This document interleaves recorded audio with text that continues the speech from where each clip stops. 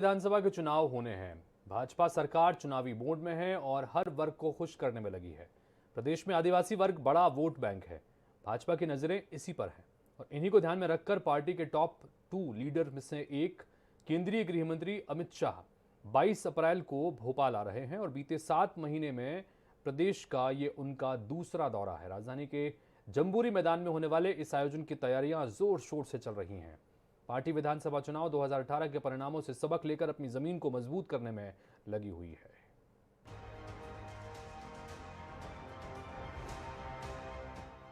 सरकार 22 अप्रैल को तेंदुपत्ता संग्राहकों का सम्मेलन आयोजित कर रही है। इसके मुख्य अतिथि अमित शाह होंगे। इससे पहले वो 18 सितंबर 2021 को आदिवासियों से जुड़े कार्यक्रम में शामिल होने जबलपुर आए थे। उनके अलावा प्रधानमंत्री नरेंद्र मोदी भी आदिवासियों के कार्यक्रम में शामिल होने भोपाल आ चुके हैं। वो 15 नवंबर 2021 को आदिवासी वर्ग के कार्यक्रम में शामिल हुए थे। एक केंद्र सरकार से जुड़ा हुआ एक कार्यक्रम है उनका, और 2 कार्यक्रम, एक वन विभाग में का कार्यक्रम है जिसमें हमारे संग्राहकों को बांटने वाले हैं बोनस, और एक कार्यक्रम और है। ऐसे 3 कार्यक्रम होंगे। आदिवासी सीटों के समीकरण। प्रदेश में आदिवासियों की आबादी 2 करोड़ से ज्यादा है, जो 230 में से 84 विधानसभा सीटों पर असर डालती है। 2018 के चुनाव में कांग्रेस सबसे बड़ी पार्टी बनी थी। कांग्रेस को 114, बीजेपी को 109, बसपा को 2, सपा को 1 सीट मिली थी। 4 निर्दलीय जीते थे।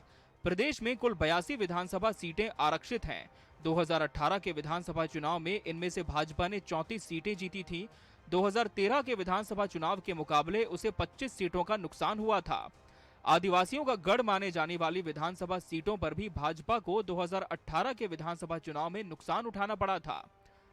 अनुसूचित जाति की 47 सीटों में से वर्तमान में 30 पर कांग्रेस का कब्जा है, तो 17 पर बीजेपी है। भाजपा इस गणित को बदलकर अपने पक्ष में करने में जुटी है। हालांकि कांग्रेस आदिवासियों को लेकर सरकार की नीतियों पर सवाल उठा रही है और कमलनाथ सरकार की आदिवासियों के लिए की गई घोषणाओं का जिक्र भी कर रही है। मध्य प्रदेश में तेंदुपत्ते पर अधिकार कांग्रेस की पार्टी ने आदिवासी लोगों को दिया। इससे कमाया जाने वाला लाभ पूर्णतः जो है आदिवासियों उसके मालिक हैं, उनकी हिस्सेदारी है। लेकिन बहुत दुर्भाग्य है कि मध्य प्रदेश में जब से भारतीय जनता पार्टी की सरकार आई है, इसका एक बड़ा हिस्सा कैंपा में, बड़ा हिस्सा जो है अफसरों की कारें खरीदने में, एसी लगवाने में खर्च हो रहा है। मध्य प्रदेश में 2018 में भारतीय जनता पार्टी को आदिवासी सीटों के कारण ही सत्ता से बाहर का रास्ता देखना पड़ा था और यही कारण है कि 2023 के पहले भाजपा अपनी इस गलती को सुधारने में पूरी ताकत से जुट गई है। अनुराग मालवीय, INS 24/7, भोपाल।